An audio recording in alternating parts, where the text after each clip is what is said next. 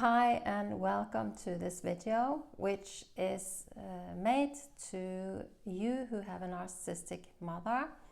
And today I want to talk to you about what real, good, healthy relationships are like and contrast that to what isn't, what appears as a relationship, but what you do need to realize is a very kind of special abusive relationship when you have a narcissistic mother, so that you don't get these tangled up, which you would have from when you were a child, because you would have believed in to survive. You would have believed that your mother was good, that your that things were normal, and this is all you knew. And as a child, there are a lot of survival mechanisms that we take the badness upon ourselves. We end up becoming givers to her, and so there's a lot of things happening which can make it confusing. So let's unconfuse this then. So the first point I want to make is that in a healthy, good relationship, there are two people involved. So it means that there are two people whose needs and feelings and concerns and opinions, and well, there are basically two people involved in this relationship.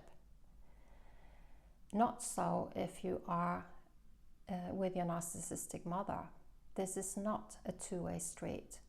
This is a relationship where she consistently does not have you on her radar, where she doesn't pay attention because she's only self-interested. She doesn't see, or if she does, she doesn't want to see you. So it's a relationship where there is actually only one person. So it's not really a relationship, it's only her. And you're dancing around her whilst you're not actually taken into account. So that's the first point, is that it appears as a relationship because you're two people. But unlike a healthy relationship, not both people's needs, feelings, and so on, concerns, they don't matter. It's only hers.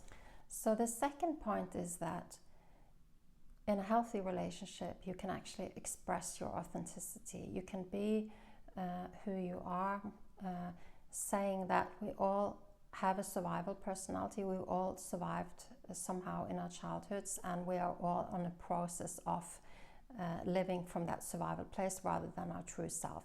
But certainly in a healthy and good relationship, you can be more and show more and be more of who you are. When we contrast this to a relationship with your narcissistic mother, it's really difficult to be your authentic self, because you do have to protect a lot when you are with her, because of the way she is, that she signals, or she's plain out criticizes you for you're getting things wrong, you are wrong, you're not good enough, there's something wrong with you. So it's not really safe to be yourself. So you end up hiding and surviving. So that's a big difference. Point number 3 is that is the power dynamics. In a healthy relationship, there's usually power dynamics are healthy. It feels good to be in relationship. Sometimes maybe one feels more powerful and the other one less so, but then it can shift. Perhaps one can talk about it, and there's a balance of excuse me, there's a balance of give and take. And as you can see, this is not so in the relationship to a narcissistic mother, because she needs to be in control. She needs to be one up on you. She's the one who takes, and you're the one who gets the position of giver. And as a child of a narcissistic mother, this is why so many of us end up being pleasers, codependent pleasers, and being for everyone else but ourselves, because this is the mold that she put you into. You were in this mold with her right from the beginning of your life, which you can step out of, but then you have to actually do the work for it. So she's one up on you. She takes, you give. She's entitled. She feels she's better. She's got the right to get what she wants, and her needs are more important than other people's needs, and she's selfish. So this power dynamics is not anywhere near a healthy, equal power dynamic in a good relationship. Point number 4 is trust. Point number 4 is trust, knowing that you can trust that you have each other's back, you are safe, and so on. Not so in a relationship to a narcissist, because you can't trust her. I'm sure you've been burned a lot by her, so you know that there is no trust here. There might be, for some, like flying monkeys and people who are gaslit, be a sense of trust, but that would be a false trust, a way of self-protecting in the toxic relationships and system that she's in. Sometimes we lie to ourselves rather than face the truth because it's too painful. But there's no real trust here. Don't mistake that. You might have trusted her, but you will find eventually that you can't. Point number 5 is honesty. That we're honest. We are congruent. You know, what I feel and say is my whole message is speaking the same message on all levels. She's not that. She's not honest. She's dishonest. She's gaslighting. She's manipulative.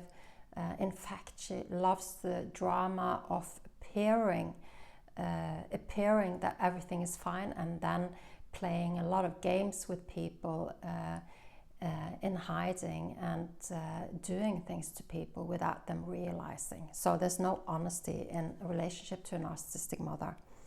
Point number 6 is about the communication. It's open, direct. You can bridge differences. You can reach each other. You can talk about what there is to talk about, put it on the table. I know that this is it's not always that simple in normal relationships either. But there is a contrast, because there is, when you have a narcissistic mother, this is impossible. You can't speak how you feel. She's not willing to hear it. There will be sanctions and repercussions, punishments, manipulation, aggression, and a lot of things are going on hidden in the communication. It's a lot about appearances and then what's really going on the back end of that. So point number 7 is safety. So there is no safety because you are scared of you're around someone who is a wolf in a sheep's clothing. So there's no safety here. Point number 8 is there can be in a healthy relationship, there can be a healthy conflict. There can be, if we did something to hurt each other, we can resolve that, we can repair. I can take accountability, you can take accountability, ownership of not always being perfect. But with a narcissist, there is no accountability. There is no insight and awareness into herself, her dysfunctional self. It's a personality disturbance, so there's no ownership of it. It all ends up, since there's no ownership on her side, it all ends up in a big conflict on the outside in her relationships. And usually with a narcissist, there's a lot of cover-up, facade, and so on. So if you're the scapegoat, you're the one who gets this side of her and nobody else. So there's no way to get her to admit to anything. There's no way that she doesn't find herself perfect. So there's no land for any resolution, any growth, any true repair, any emotional maturity here. So point number 9 is that with normal communication, most of the time people are upfront, they say what they mean what they say, you can rely on it. But when you have a relationship with your narcissistic mother, this is not so. She's playing games. She's in hiding. Her true personality is underneath the facade. What people see is nothing like what she's truly like. The facade looks wonderful. She may appear caring, perfect in every way, wonderful. And it might only be you, the scapegoat, who knows what she's really like. You've seen the other face of her. Because inside there's a heartless, cold, selfish, unempathic, and sometimes with a covert narcissist, also quite sadistic element to her, where she likes to hurt you, and she gets feed of it. So it really is totally different. She doesn't show that face to other people because the repercussions would be so great for her. And point number 10 is that there can be, in a good, healthy relationship, there can be aspects of true love, of friendship love, of romantic love, of the feeling of love is involved in some way. Love of common interests, but there is a sense of love. With a narcissistic mother, she isn't able to love. She's got a cold, black heart. She's so wounded that there is nothing of this. She's unable to love. And this is what you've grown up with when you have a narcissistic mother. So at the end, we come through all these 10 points now of like trying to really show you the difference between a relationship that is a good, healthy relationship and relationship to her. And ending up on the point of she wasn't able to love you. That is one of the things that you need to experience in order to heal. You need to find the love for yourself.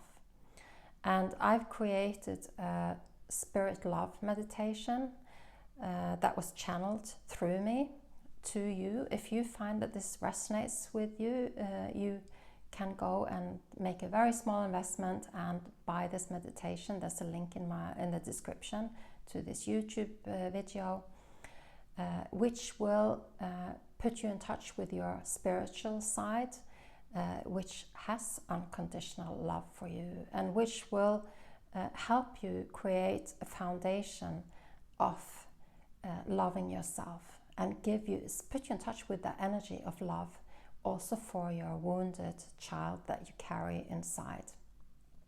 So it's a part of the process of healing. It's not the whole healing, but this is one of the really fundamental parts. I would say even before you start working on the psychological aspects, that this deeper side of the spiritual love for you is really important. So go and check out my meditation and buy it if you feel that it appeals to you. And if not, you have another option as well of just joining my email community if you want that, so that we can keep in touch and that I can continue to support you. And I hope this has been helpful to you, and I would love to see you again, and have a wonderful day.